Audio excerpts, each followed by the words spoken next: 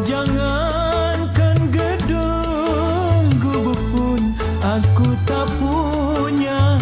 Jangankan permata, uang pun aku tiada.